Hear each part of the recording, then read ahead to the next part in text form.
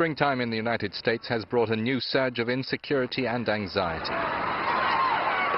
The Patriots' Day bombing at the Boston Marathon destroyed a joyous event, killing 3 people and wounding 176. It has been 12 years since the nation suffered the far greater losses of 9/11. This threw national protective efforts into question once more. Coinciding with the marathon attack, a fire was reported at the John F. Kennedy Library in Boston. Authorities are still working on establishing whether there was a connection. President Obama, immediately informed by Homeland Security Chief Janet Napolitano, refrained from drawing any premature conclusions when he called a press conference at the White House. Good afternoon, everybody. We still do not know who did this or why. And people shouldn't jump to conclusions before we have all the facts. But make no mistake, we will get to the bottom of this. And we will find out who did this. We'll find out why they did this. No organization or individual at that time had come out to say the attacks were their work. Investigators combed for clues, gathered evidence, recorded findings. These photos were made public by the police. A kitchen pressure cooker was identified with metal ball bearings as parts of the explosive devices. Similar material had been discovered before it could be used in New York's Times Square on the 1st of May 2010. On Tuesday, the president spoke out definitively about the Boston Marathon killings. This was a heinous and cowardly act, and given what we now know about what took place, the FBI is investigating it as an act of terrorism. Anytime bombs are used to target innocent civilians, it is an act of terror.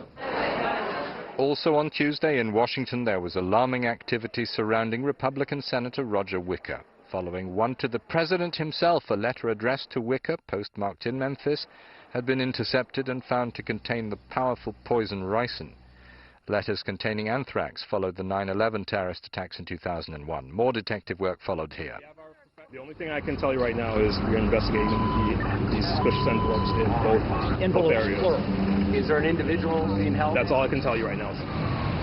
More items sent by post were analyzed but tested negative. The letters to Obama and the senator were stopped at sorting facilities before they could arrive at the U.S. Capitol building and the White House. Joining me now to talk about what's become an eventful week for the United States is ABC correspondent Brandy Hitt. Brandy, there's been a mass bombing, a suspected poisoned letter addressed to the president, and now an enormous fire at a fertilizer plant. Can you describe the general feeling over this week's tragic events?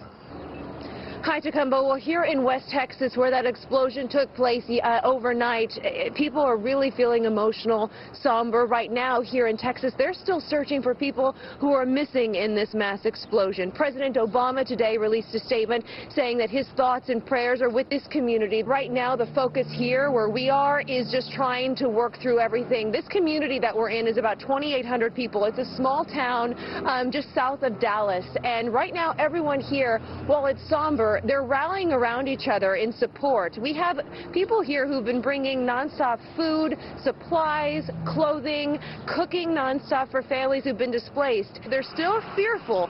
There's a possibility, a slight possibility, there could be some other danger coming their way, but right now they don't believe there could be another explosion. Still, they're being careful as they go door to door searching for people. Is that other danger that you refer to there, the possible threat of a toxic cloud? We have about 180 people who have been hospitalized. They're checking for wounds that may have been tied to a chemical reaction. The good news is, if there is any good news, is here it has been very cold and very rainy since the explosion. So officials say the rain has really kind of tampered down any sort of gas that was emitting after the explosion. They believe that there's no ammonia threat anymore. However, as I said earlier, they're being very cautious. You have an entire fertilizer plant that just blew up, and so they don't know if there are other toxic chemicals that may be around that area.